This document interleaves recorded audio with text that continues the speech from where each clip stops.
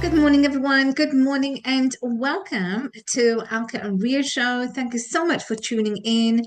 As always, we appreciate your company and we appreciate 80% is showing up for your success. And this show is about real estate. Rhea talks about real estate and I talk about mindset. So together, Rhea and I, we bridge the gap for your success. And today, Rhea's going to take over the conversation. Excited to hear what she has to say today. Before she goes ahead, I want to introduce ourselves. My name is Alka. My name is Rhea, and welcome to our show. Hey, Rhea, I'm going to pass the mic to you. Thank you, Alka. So today's topic is a continuation from the book of Pace Morby, Creative Financing. So let me share my screen so that we can begin. Are you able to see? Yes. All right. So strategies to purchase our property, the property that you want to buy. So according to Jay-Z, generational wealth, that's the key. My parents ain't have so that shift started with me. Generational wealth, that's the key. All right, so to continue. So Pay said, I will pay you $40,000 over the asking price. Pay said this on the phone when he was talking to a seller. So there's 40,000 more reasons this should work for you. This was his speech to the seller. There's 40,000 more reasons this should work for you. It always takes a minute or two for this to register to the seller. Why? Because it sounds too good to be true. Why would anyone pay an extra 40,000 extra 40,000 for a home? That's a luxury car. That's equivalent to a college tuition. Pay says, here it is why. Why he's paying 40,000 over the asking. It is a winning scenario for all involved. I can't believe you'd be willing to do that, one seller say. Pace let this sink in as he continued to build the trust. So trust in a negotiation, trust when you're buying, when you're selling is very important. How does this work? Why pay 40,000 over the asking price?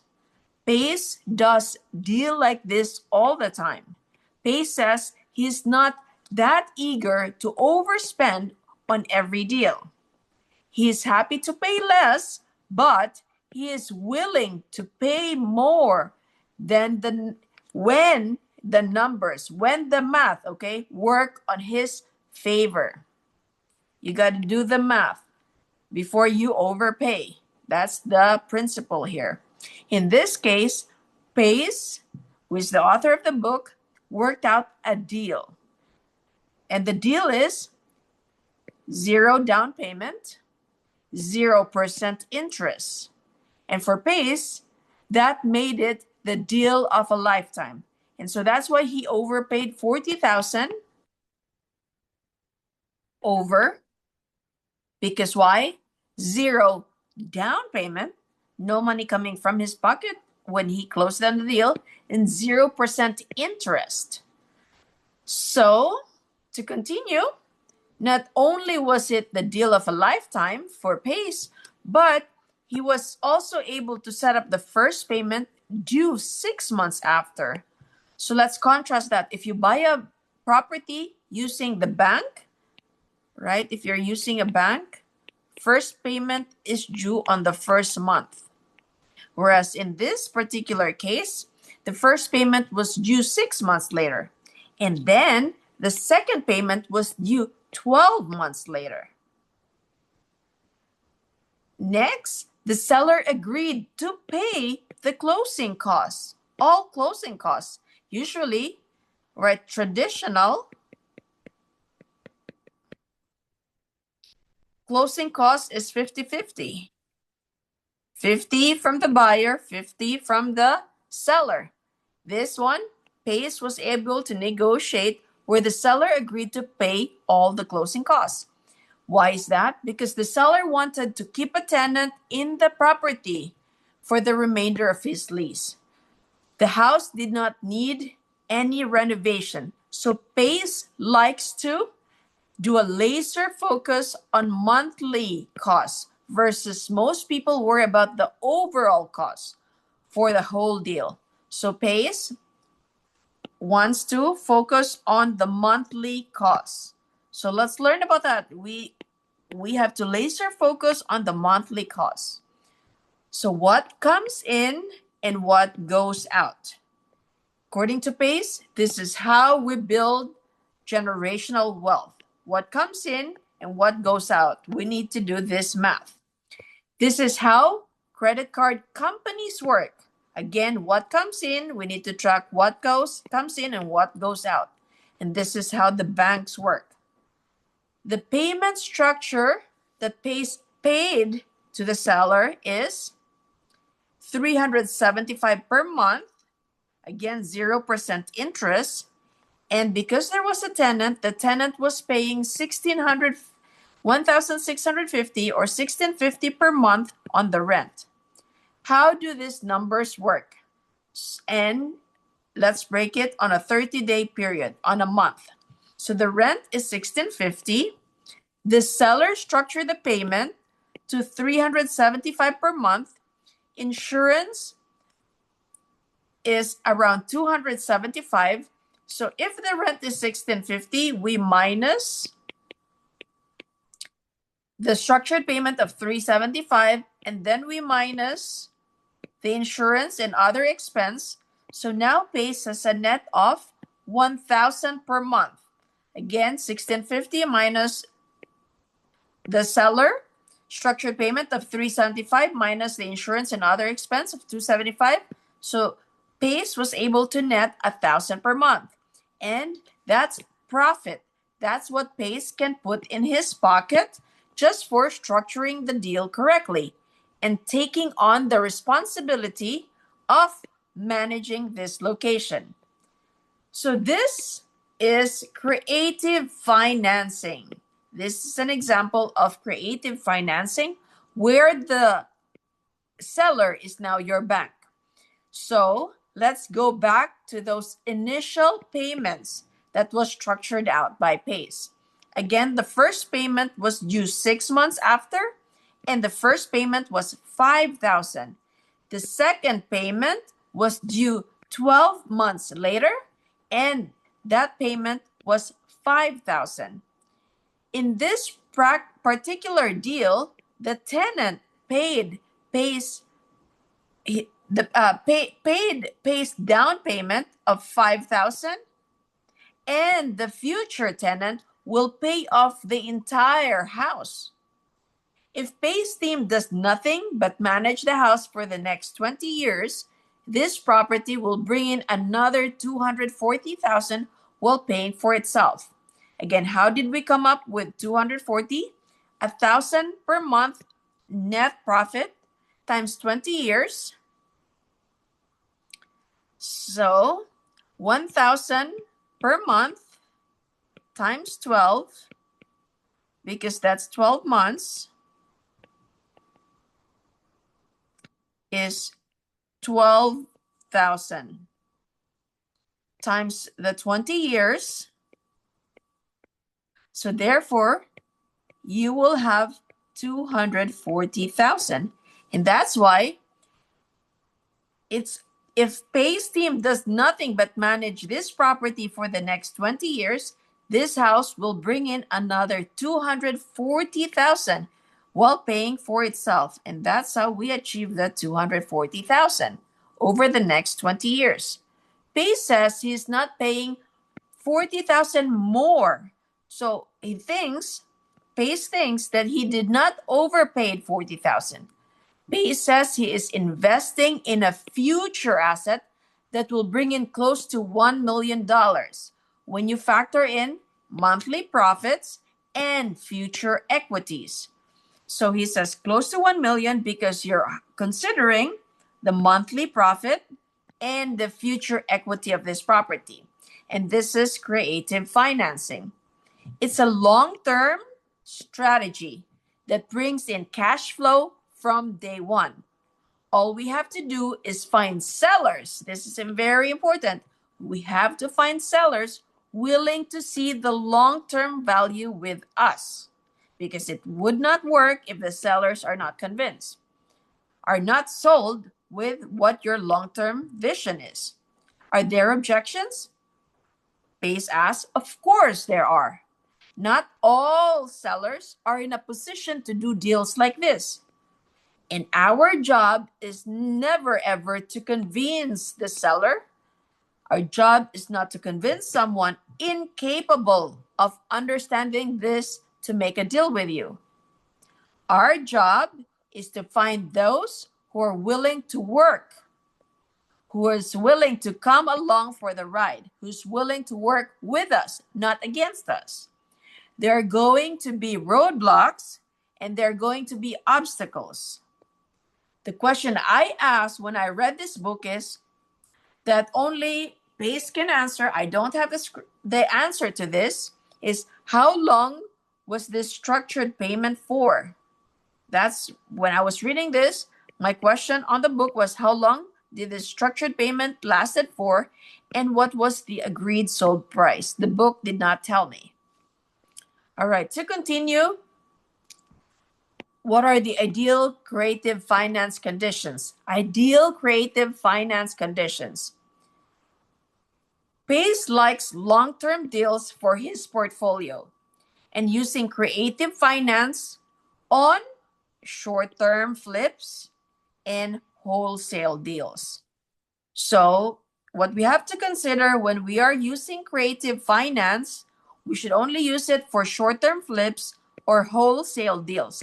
Flip means you buy a TLC or a tender loving care, property, which means a house that needs work, and then you fix it and then you sell it at 3-4 months time. That's a short-term flip. Wholesale deals are, what are they? Wholesale deals are investment strategy where a wholesaler contracts to buy a property from a seller, often distressed or below market, and then assigns that contract to an end buyer, usually a flipper or cash investor for a fee. So wholesale deals do not fix anything. What they do is they look for a property that is often distressed or below market, and they look for an investor, a flipper, and then they, let the investor or the flipper buy the property. So that's what wholesale deal is. They find a seller, they assign a contract, find an end buyer. So they find a seller, find the end buyer, and then they assign the contract, and then they close the deal. So the key aspects of wholesaling, there's minimal capital because the money is not coming from you. The money is coming from the buyer, the investor, right? Or the fix and flip. And the seller, the house is coming from another seller. So you are just like a bridge. That's what you do. You're just bridging the seller and the investor, the fix and flipper. So that's why there is minimal capital, and speed is usually fast, within 30 days. And the risk, the wholesaler cannot find a buyer before the contract expires. The deal may fall through. So there's less risk. Legality. Well, legal, it is highly regulated, and in some states in the US, such as California, requires licenses for specific marketing activities. And there are contract clauses. A crucial component is using an assignable contract. So that's why assign the contract is part of this wholesale, how it works. So assignment of contract and double closing are the common methods to close the wholesale deal. Risks and consideration, there may be regulatory changes at some point in time. There will be marketing restriction, and finding the buyer, finding your fix and flipper, finding those investors with cash. Now to continue, everyone is different. So we have to think, what makes up my buy box? What are the qualifications? What are the things that I look for in a property? What problems can I live with? What headaches do I want to avoid? So when I do creative financing, there's going to be problems, there's going to be headaches. And what PACE is asking us is, it depends on what we want to live with, what headaches do we want, and what headaches do we want to avoid? What do I want to focus on? Now, to continue, creative financing are, so when you hear subject to, that's one of the methods of creative finance. When you hear seller's finance, that's one of the ways of creative finance. There's also a hybrid, which is a combination of subject to and seller financing. There's also a Morby method from his last name, where you borrow the money back from the seller. So you gave the seller money, and then now you're borrowing that money back from the seller. There's also called novation agreements, lease options, executory contracts, and arbitrage. We're going to discuss that at some point when we read these books. PACE wants to stress this. It's your perfect deal, not the perfect deal. So everybody's perfect deal is different. There is no such thing as the perfect deal.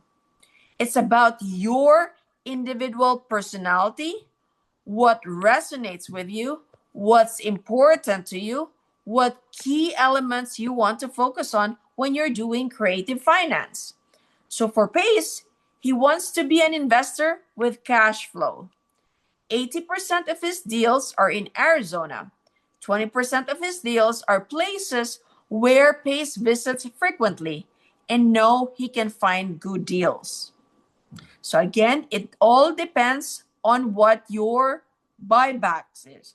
So for PACE, majority of his deals are local. And few of his deals are in places where he visits more frequently. So PACE recommends finding their first deal in their local market, so where you live, as close to my home as possible. Because why? This allows me to skip a few steps in the learning curve. That means less chances of mistakes, less chances of error. Because why? I already know certain things in that geography, in that location. It let me dip my toes in water without feeling overwhelmed. Because when you're buying things, when you're fixing, there's a lot of driving. When you live local, you already are close to your home. So that takes out a lot of stress. So that's why it says here, you don't feel that much overwhelmed. So as I try to comp and line everything up to close a deal, aside from location, I need to consider whether I plan to manage the property myself. Because why? The 3 T's in real estate, they are tenants. You'll have problems with tenants. You'll have problems with toilets. And you'll have problems with termites. So when you buy the property, that's another headache. When you manage the property, that's also another headache. So you need to consider whether I need to plan to manage it, or do I hire a third-party management company? So if I'm a handyman, this might be an option, but I'm not a handyman. So if I'm a handyman, this might be an option, and it will save me around 10% of my profit for regular repairs. It says here regular. There's always going to be repairs. Whether it's brand new, whether you just fix it, there's always going to be repairs and upkeep. And I myself will be on call 24/7 if I do the maintenance. And that 24/7 is around the clock. So if any issues should arise, the tenant will call me, will call you if you want to self-manage. Now, obviously, I can manage a house in the beginning, but at some point in time, you're going to be stressed out, especially if just one house, 1 or 2 house or 3 house. right? You're going to be stressed out. That's for sure. That's certain. So in the beginning, because you're still happy, you're so excited, right? You can manage a home. And then what we have to consider, if you are stressed out, then find someone to help later, or vice versa. What we can do, vice versa, means you find help in the beginning, you fire help at some point in time, and then you manage it yourself. Because why? You didn't like the person that you hired, you didn't like the property management, and that's why you fired it, and that's why you're managing it yourself. So at the beginning, you're like, oh, I don't want to deal with toilets, I don't want to deal with tenants, I don't like to deal with termites, so I'm going to hire property management. But as you later on experience, not every property management is made the same. They don't own the house, so they don't have the same feeling, emotional attachment to the house. So you may not like them at some point in time, and so that's why you could, manage it yourself. But it's really a question about time and about money. So question of time, how important is your time? If you feel that your time is important, then you will have to hire a property management. If you feel that the money is more important to you, then what you're going to do is you're going to manage it yourself. So Perry says he was a general contractor for over 10 years. And he was able to set up his own property management team. So this is his own property management team. Okay, that's very different. Why? Because he was a general contractor. He has connection. So he started it doing himself. And he said, like in the book earlier, he said he doesn't want to pay around, 10% per month to the property management. So that's why when you buy properties, right, our goal is to grow it 10, 20, 30, 40, 50, 60, etc. Because now you have your own property management to take care of your houses, tenants, right? To take care of the 3Ts, tenants, toilets, termites. But it is still your own property management. You are able to take care of your tenants. Pay says he did not see it as a good call to give 10% of his income. So that's why he did it himself. Other investors would never want to deal with those 3Ts. Again, they don't like to deal with tenants, toilets, and termites. And I cannot blame them, because it is really very hard to have problems with these 3Ts. They don't want to fix things. They don't want to deal with tenants who are late on rent. Typical tenants, after all, are known to complain. The typical tenants, they are known to complain. Now, there's also tenants where Pace called their lease option tenants or wrap deals. What are they? Let me explain here. So what is a wrap mortgage deal first, okay? A wrap around mortgage is where the seller keeps the existing mortgage on the home. They offer seller financing to help the buyer complete the purchase and then wrap the buyer's new loan over the existing mortgage. In this situation, the seller takes the role of the lender. So the seller is the lender, okay? He's trying to help the buyer to complete the purchase, and then he wrapped the buyer's new loan over the existing mortgage. So he adds it in, right? The seller has a loan, plus he wants to, he has an asking price, plus his, commission. So then he adds all those up.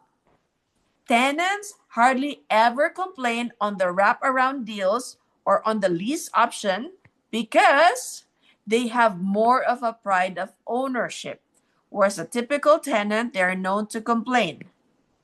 Whereas your tenant on the lease option or the wraparound deals, they hardly complain because they have a more of that pride of ownership, especially when they want to buy that property from you now.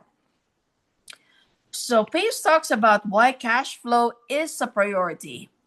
So when I find a deal within 2 hours from my home, I know I can drive by on a Saturday morning or stop by after work to visit the property and make sure things are running smoothly. And that's why, again, Pace reiterate that it's good to start locally, because then you can go on a weekend, you can check the property after work. How convenient is that? It's less stressful. Get out there and drive by the property. Pay attention to the neighborhood. Location, location, location, right? Pay attention to the ebbs and flow of this environment. What are the pros? What are the cons? I need to make sure I am not buying in a problem area. If I see an overwhelming number of vacancies compared to the population of the area, I could have a problem renting the property. Or there could be excessive crime. Or there could be businesses leaving at a higher than normal rate. And that's why it's good to start in your own local market, because you know the ebbs and flow, the life of your community. Try to learn all that I can about an area before I start doing business there. Now, what makes an area bad? Pace has high crime, high vacancy, and low rent. So we have to consider, right? We should try to avoid, although Pace has done deals in those areas. But for me personally, I'd like to avoid areas that are bad. What are the qualifications? High crime, high vacancy, and low rent. What makes an area good? Low crime, low vacancy, nearby schools, nearby companies, nearby airports, nearby downtown centers, and sporting arena. So why I like to just look for areas that are good neighborhood, because I do not want to have more headaches. Taking care of properties, taking care of the 3Ts, tenants, toilets, termites is already a big headache. So if your location is good, it's less of a stress, it's less of a headache. So Pace says, think of how companies like Trader Joe's, okay, TJ, Trader Joe's versus Walmart, how they think. How these big companies choose areas. For example, Trader Joe's look for population density. Density, there more population. Versus, for example, Walmart, where you can find locations of Walmart in every corner. So I should think of deals in the same way. We look for population density versus having it in every corner. We have to do our due diligence on the factor that are most important to my deal. Everybody's deal are different. Everybody's, buybacks is different. So what is your most important to you, to your deal? If I would not want 1,000 versions of the same deal, then Pace says, don't even bother to do one. If you don't want 1,000 version of that, meaning if you don't want to repeat that kind of a deal, don't even go in there. So if I don't want to do a bad neighborhood, I'm not even gonna go do that. Okay, whatever the number is, because I cannot stand bad area. So I'm not even gonna do. If I cannot stand one version, Pace recommends not even to do it. Most people get in trouble in deal that they would not want to repeat. So what does that mean? So okay, the numbers looks good. It's why numbers looks good, because it's bad area, high crime, low rent, right? So the numbers would really look good. And Pace says most people get in trouble in deals such as this, where they do not want to repeat. Pace says some of his best rentals are student rentals. Now, this book was written several years ago. So, there are still areas that are good, student rentals, but there are some areas where the population of students is actually going down. So you have to be very careful in which area you want to buy. Not all areas are made the same. So you have to take that with a grain of salt. So according to Pace, this is his experience. His best rentals are student rentals, and we'll discuss that. Some don't want the headache of student rentals. There's going to be a lot of headache, because per room, you could have several students. And that's why, a lot of people like student rentals. So some don't want the headache of student rentals. So a house normally rents 1,800. Now, if you have a student rental, you could rent it out for 3,200. That's like 2 times the rent, right? 100% increase. Why? Because now they're renting it room per room. So this 4-bedroom home turned into a 4-person house. Why? Because one person could rent out 1 bedroom, and 1 bedroom could be costing, the tenant $1,000 per month. So pays rents the room versus the home itself. So a typical rental, right? You're gonna rent the home, but for student housing, you're only renting the room. This works for college towns. Like I said, not all are made the same. So college towns, big company communities, and near airports. Some cater to pilots and other employees who stay there overnight versus staying in a hotel. Some cater to traveling nurses, or I can be an Airbnb company, especially if the location is in a tourist destiny. I can be a corporate company, especially if you have a lot of companies that are situated near the neighborhood. I need to look for areas where I'm more likely to have frequent renters. Cash flow, right? You need renters. And I can find my own sub niche within a niche. I'll give an example later. I also need to know what type of renter my house is going to attract. So find a house. I need to know what type of renter my house is going to attract. Example. So this is an example from Pace. I have a house in College Town and all the neighbors are college students. So Pace says, I'm probably going to attract college students. Pace have some horse farms, which naturally attract a specific type of buyer. So this is now a sub niche because not everyone has horses. They are very expensive. So if you have a horse farm, right, then that's a sub niche. Pace noticed that people who want land for their horses and other conditions like that are willing to pay well over the market rate for those properties. This does not always include the excess land, so you can rent out the excess land too. These people were previously boarding their horses at another stable, so if they could rent out from Pace, the horse farm only, they could avoid those stable fees and have their animals nearby. Pace focused on horse properties for about 3 months. And once Pace learned this hyper-specific sub-niche, okay, he learned it. He learned this for about 3 months. Now Pace has 6 properties that have house and a land nearby. Pace best deal nets about $1,000 per month. This is net, so it's clear. That's profit now, okay? When it says net, it's pure profit. Whereas the same deal without the horses would only net 400 cash flow per month. So that's when he said, if you know your sub niche, right? Hyper specific sub niche, such as the horse farm, Pace could get a profit of 1,000 per month. Versus traditionally, if you're not doing a hyper specific sub niche, it could only cash flow 400 per month. So this is a super specific example. So we need to find out when, and we need to find out why people are willing to overpay. So we need to find out what is their problem, right? What is their problem?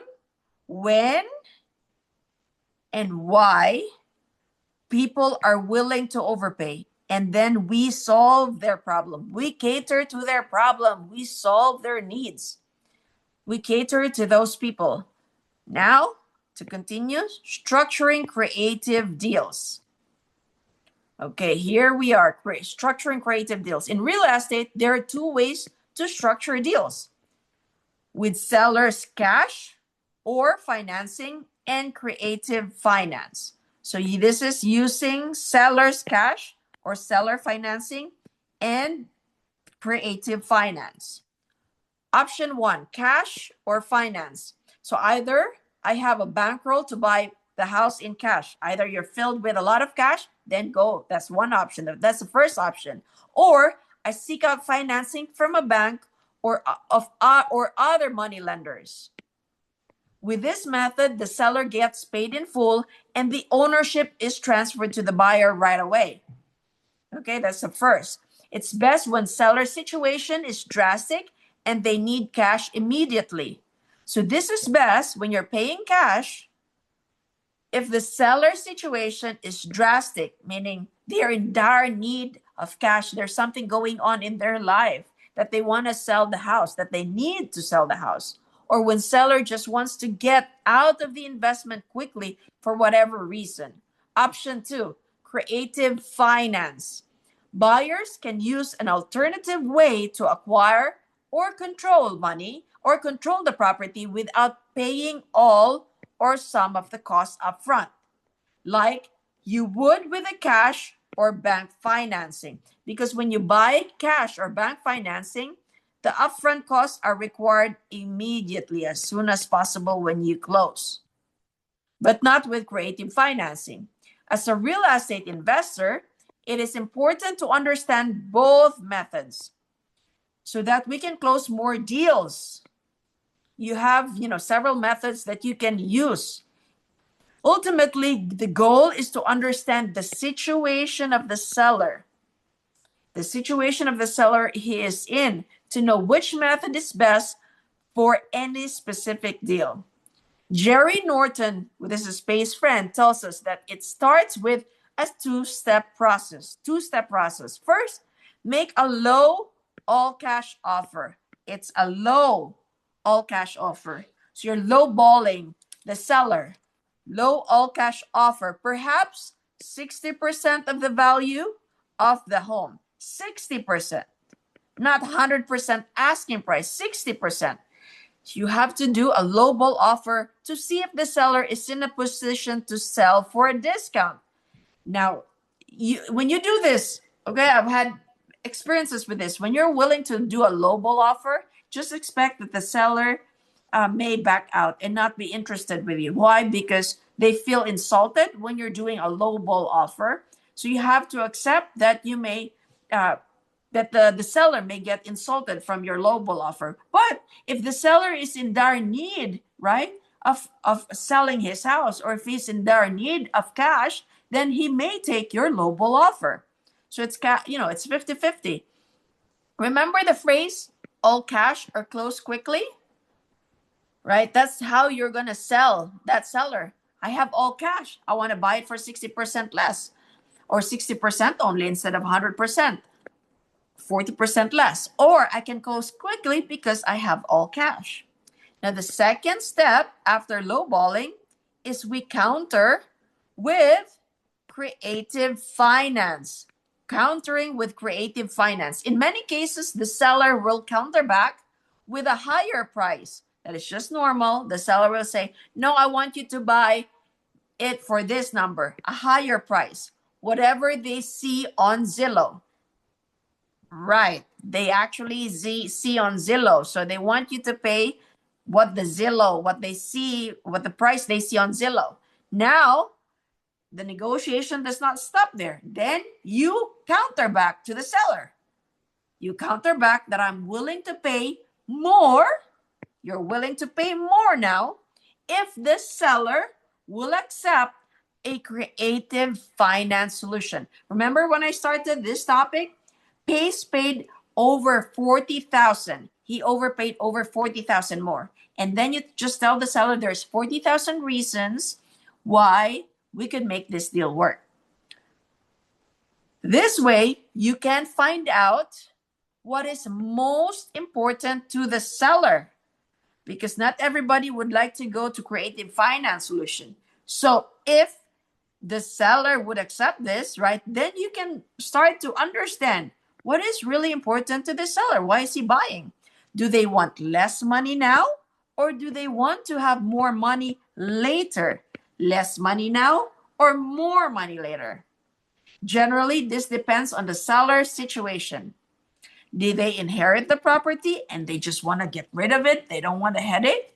Or is there a divorce underway and that's why they want to sell it right away? Do they have the time to use creative finance, which will earn them more money overall? Some sellers, they don't want the creative finance because that will take more time.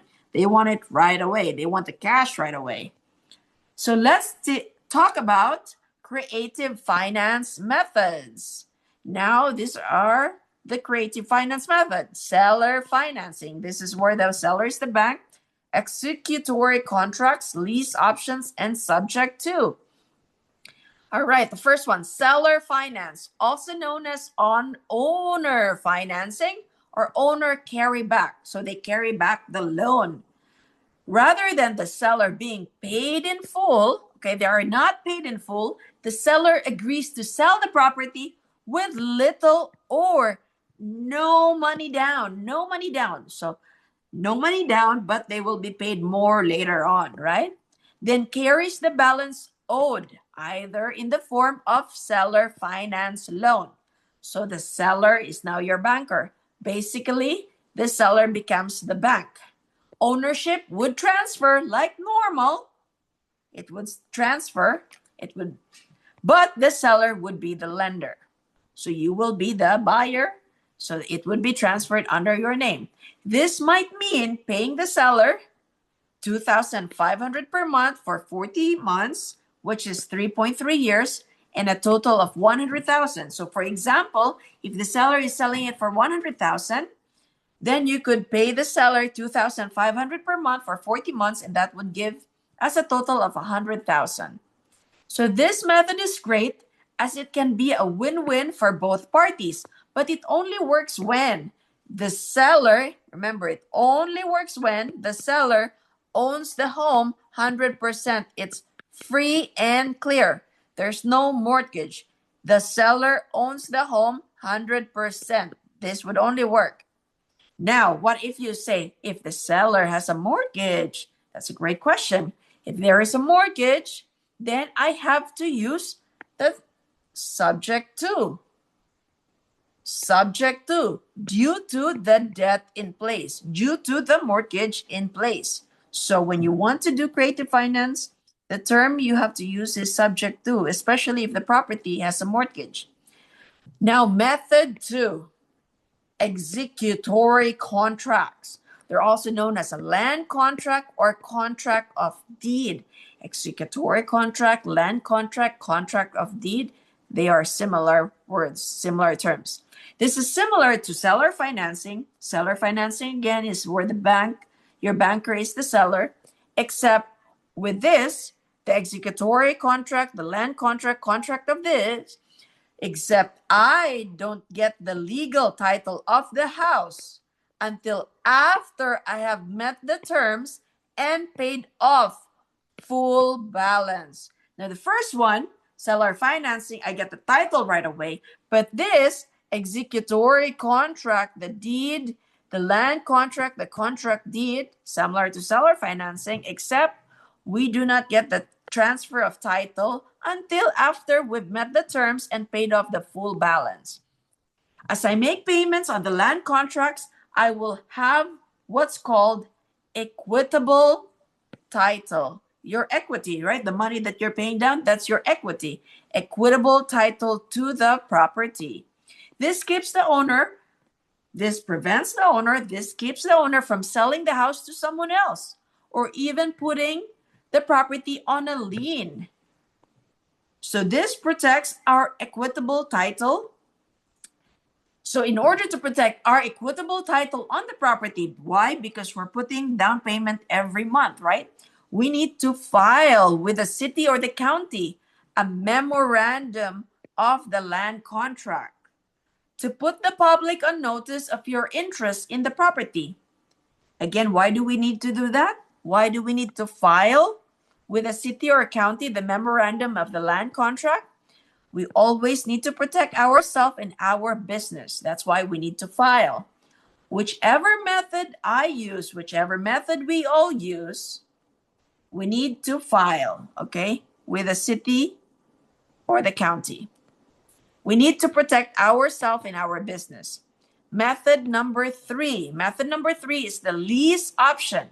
So you're leasing it and then you have the option to buy. That's what it means, lease option. Lease with option to buy. This is the most flexible method. It's the most flexible method. It is easy to get out of for both the buyer and the seller. A lease option is a contract between the owner and the buyer that lets the buyer lease the property for a specific time with option to purchase after that time. So for example, if you want to lease for 1 year and then buy the property at that point in time, whatever you're paying as a rent per month will go to, a portion of that will go to buying the property. Generally for a pre-agreed price. So everything is pre-agreed before, at the get-go, at the start. So the buyer-tenant, so the tenant is the buyer of the property. It has the option to buy it. But it is under no obligation to do so. So the buyer-tenant has an option. He can back out basically because he's not obligated to fulfill the contract. The agreement, the seller does not have the same exit strategy. So the seller, it does not have the same exit strategy. But the buyer-tenant has the option, okay, to buy it, but he can back out. But the seller does not have the same exit strategy, meaning it buys the seller to sell if the buyer chooses to buy. So he has to sell it if the buyer wants to continue to buy the property. This method is common in cases where buyer wants to buy the home but is unable to qualify for traditional financing, either because they have poor credit score. In America, we have this credit score that people look at. So that's if the credit score is low, then that's when the buyer tenant may be unable to qualify to get the traditional financing from the bank. And therefore, using this method, right, the option to buy the property, lease option, they are able to buy the property and may need time to save up for more money or improve the credit. This is now talking about the buyer tenant. They may need to save up more money or improve the credit first before they can buy, to do the traditional buying, purchase of the home. So sometimes to show good faith, the buyer needs to put down non-refundable option fees. Non-refundable option fees such as 3 to 10%, which can be applied to the eventual purchase of the home. So what that means is it's like you have to put in 10%. So if it's 100,000, then 10% is 10,000. Then that becomes the non-refundable option fee, which means to show that you are really determined to buy the property. You're showing good faith. So that's why there's a 10,000, 3 to 10%, right, of non-refundable option fee. Now, method 4, which is a subject to, it's a slightly advanced method, and the key here is understanding how real estate lending works. When someone buys a home and gets the financing from an institution to pay for some or all of the property, that lender puts a mortgage or a deed of trust lien on the property. They put the mortgage or deed of trust lien on the property. This protects the lender because the owner has to pay off the lien in order to sell the property at some point in time.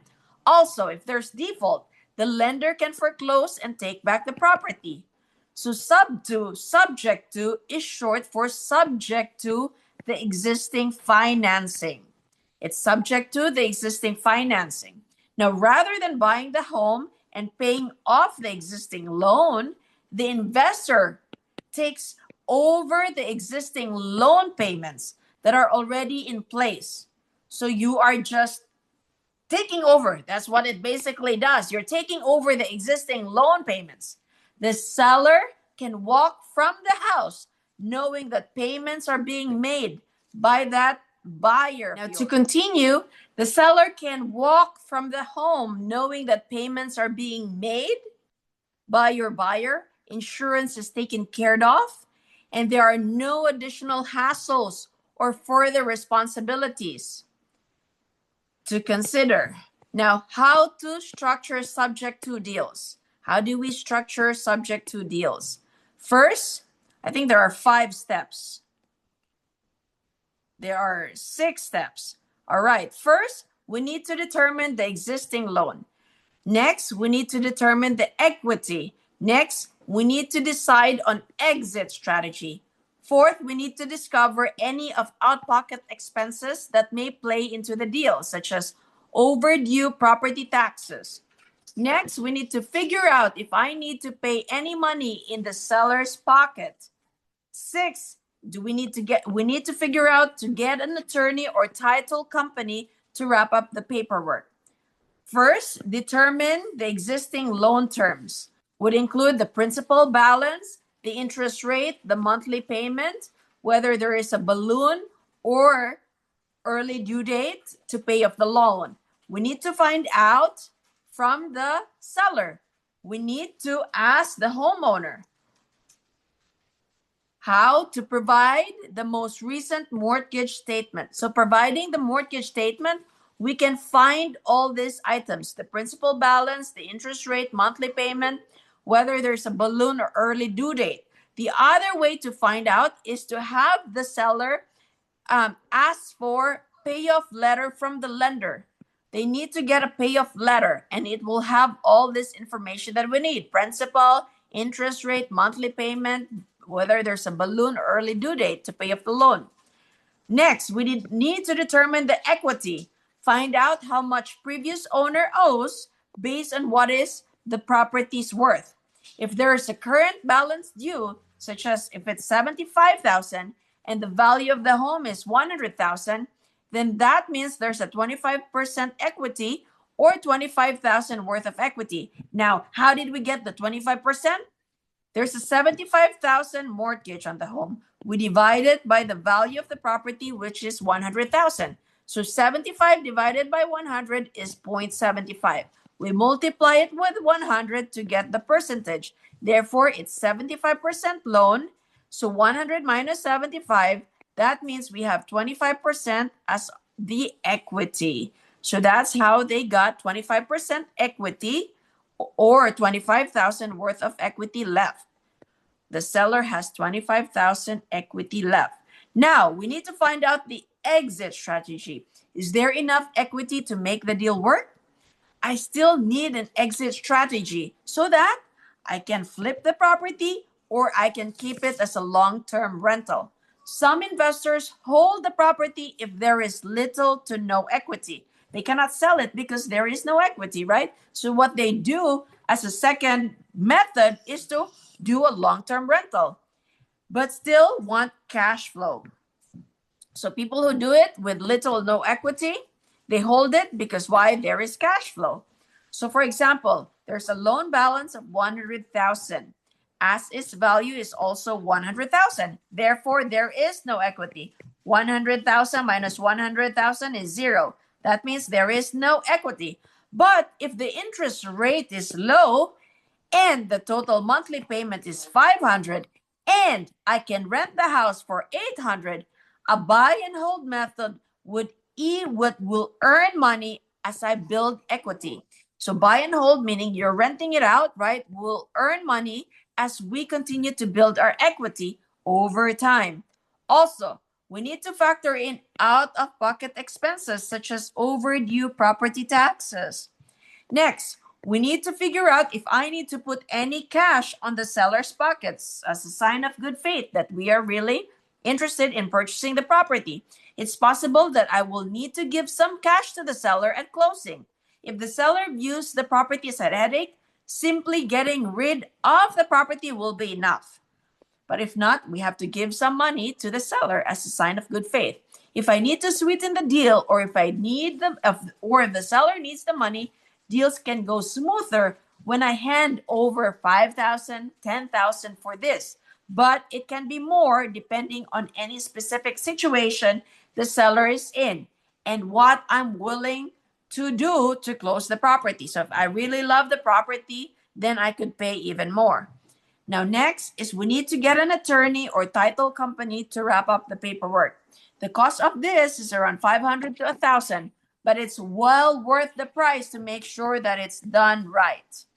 Look for referrals by asking people who are currently in real estate investment business in your area, specifically those familiar with creative finance. So they have to be familiar with creative financing. So let me know in the comment section below what your key takeaway is. And that is all for today. I know it's quite. Wow, that was a long one, but that was great information, Rhea. You know what? One question that I have Mm-hmm. is, when you talked about um, the financing. So Mm-hmm. from the finance aspect, you talked about the mortgage. So can you get a financing, or can people in general get financing if the property is dilapidated property, or the rundown ones, or not really? Um, Based on my experience, the rundown ones, right? It's more of like a foreclosure from, it's a real estate owned bank, REO, which means a real estate owned by the bank. So why is it run down? Because the owner of that property could not afford to fix it. They could not even afford to pay the mortgage, and so it went back to the bank. Mm, So what usually happens when you're buying it from the bank, right? I mean, I've not had that situation. You could probably get a loan, right? You can wrap it up. You can ask to buy that property and then have the repairs on, to add on top of it, and and get a mortgage from the bank. So nothing is impossible. All you got to do mm. is negotiate and talk with the bank. Right, exactly. And that's where the due diligence part comes in, because if the property is run down, ask questions. Why is the property run down? Right. So you can ask, why is the property run down? Speak to the seller, if you have the courage to speak to the owner, knock on the door, and speak to them as to why do they want to sell the property. And then, because when you ask questions, you get more of the answers come back to you, rather than just saying, oh, the property's run down. Oh, you know what? Maybe it's a good property, but I want to buy it. But then why do you want to buy it if it's in a Mhm. run down situation? Right. It's always understanding the seller. It's really finding out why they want to sell it, what's the reason behind it, right? But that really takes, like you said, a lot of courage and a lot of finesse too.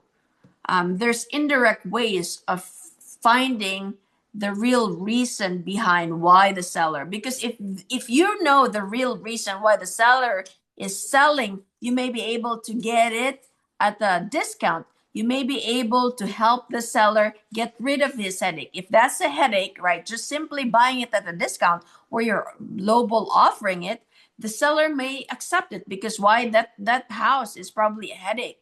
But then if that house is not a headache, and the seller just wants to get rid of it because it's an inheritance, they don't have any attachment, then the seller at that point may probably want it even higher than what what they're asking for. So really understanding the seller, finding what the seller's why is in terms of selling, you'll come out, you'll be able to get the property either at a Exactly. low discounted, or the property will be awarded to you using creative financing and or getting a lowball offer accepted. Exactly. Love that. Know the seller's motive. Mm-hmm. So, know the motive, why they, 100%.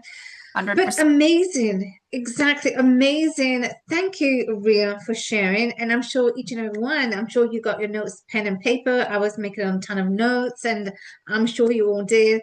So thank you so much, Ria, for sharing that amazing knowledge. And as always, we want you to, go out and implement on everything that you learn, because it's in the power of the implementation that you actually get the the knowledge as to the know-how. Rhea is sharing it in theory, but then when you go out and you do it and you're seeing, okay, that's what Rhea said. So when you do that, it becomes so crystal clear as to what you need to do. And with that being said, we've come to the end of another amazing show. But thank you, as always, for tuning in to Alka Rhea Show. We appreciate each and every one of you. And we will see you the same time, same place, come tomorrow morning. But make the rest of the day the best of your day. And we will see you soon. Bye for now.